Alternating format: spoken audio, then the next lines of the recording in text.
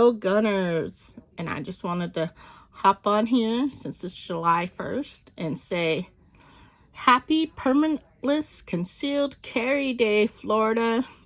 It's a mouthful. I know it's not constitutional carry, don't get it twisted, because it's not open carry. You still have to conceal. So a lot of people may have questions about the new law that's taking effect. So I thought I'd hop on here and hit some highlights real quick. So Florida law HB 543 says that persons are authorized to carry concealed weapons or firearms if he or she is licensed to do so or meets specified requirements. And that person who is carrying concealed weapons or firearms without a license to carry, identification will be displayed upon demand by law enforcement.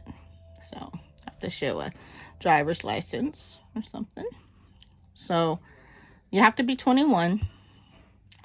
You can't be a prohibited person, a fugitive, an illegal alien, an unlawful user of controlled substance, mentally defective, dishonorably discharged, have an active protection order, are convicted of a misdemeanor crime of domestic violence.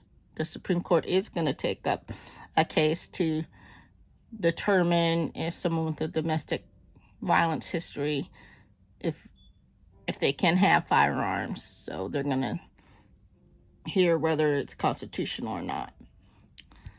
And someone also can't be under indictment for a felony. And basically that just means you have to be able to pass a background check if you were going to take one. And you have to do a background check when purchasing a firearm anyway, legally. And if it's not a private sale. So yeah, you'll need to be able to pass that. And prohibited places still apply. So you can't take it in post office, government buildings, courtroom, polling places, government meetings, school or college events not related to firearms, elementary or secondary schools, colleges or universities, career centers, establishments primarily devoted to dispensing alcohol. Now, if it's a restaurant and it happens to have a bar, that's different. You can carry it in the restaurant. If there's signs or something, so you can carry in the restaurant because it's not primarily devoted to serving alcohol. And places of nuisance, and can't be carried at an airport terminal. Security. So when you're traveling, you have to lock your firearm up, declare it, take it to TSA, check it in, pay the fee, it's a $25 fee,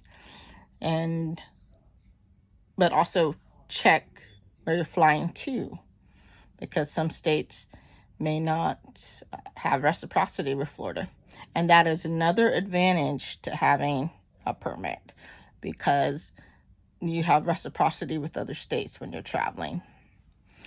So, and in Florida, you don't have to keep ammunition separate or anything. It just can't be easily accessible. So it means you can still conceal, have it in a holster on your hip, in the glove box, and that's perfectly fine. But when you're traveling out of state, a lot of places want the ammunition and firearm separate, firearm locked up. So know your carry laws to where you're headed. So also non-residents may carry concealed provided they are 21 or older and not prevented by Florida law to possess a firearm. So if you did want to get a license, it costs $97. So that's talk about, that includes the application fee and fingerprint processing fee of $42. Or if you go to the tax collector's office, there's a convenience fee of $22. So altogether, if you didn't want to go to Department of Agriculture building, which you want to believe is in Fort Walton, you could go to your DMV, pay the convenience fee, and they do the fingerprinting there electronically. You fill out the information for the background check, basically, and altogether that would be $119, and it's $45 for renewal every 7 years. So, and it takes 55 days to process and must be either issued or denied in 90 days. So Florida's a shall-issue state. So there's still plenty of benefits to having a concealed carry license. So you wouldn't want to be in the World Series up to bat and never have taken a swing, right? So you never would have wanted to be in a self-defense situation and never have used your firearm before and not know how to use it, or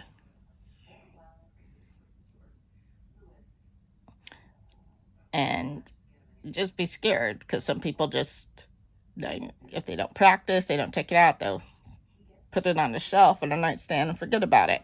But we don't want that. So training is great. And if you have any more questions about training in Florida or questions about the law, please feel free to leave questions in the comments or email me at jtgunnergirl85@gmail.com, and I'd be happy to help. So with that, Florida, keep shooting, and like and sub. Thanks, everyone.